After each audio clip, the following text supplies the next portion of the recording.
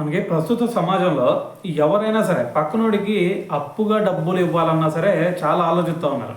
ఎందుకంటే ఇప్పుడు ఇచ్చిన డబ్బులు వెనక్కి ఇగిపోవడంతో పాటు మరి తిరిగి బెదిరించటాలు, లేదు అంటే ఇంకా గట్టిగా అడిగితే ఆత్మహత్యలు చేసుకోవటాలు, సో ఈ విధంగా చేస్తూ ఉన్నారు. సో మరి ఇటువంటి ఇన్సిడెంటే రీసెంట్గా గుంటూరులో కూడా ఒకటి వెలుగులోకి వచ్చిందనమాట. అయితే అక్కడ పరిస్థితి ఏంటంటే మరి ఒక భార్య సో తన సెల్ఫీ వీడియో తీసుకొని చనిపోవడం జరిగిందనమాట.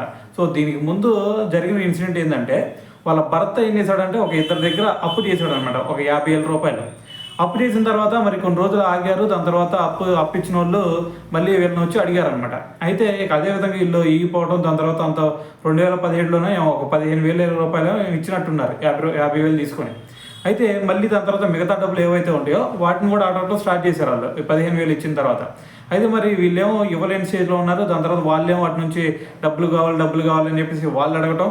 సో ఇటువంటి ఇన్సిడెంట్స్, సో దీంట్లో భాగంగానే వాళ్ళ మధ్య కూడా ఒక గొడవ కూడా జరిగిందనమాట.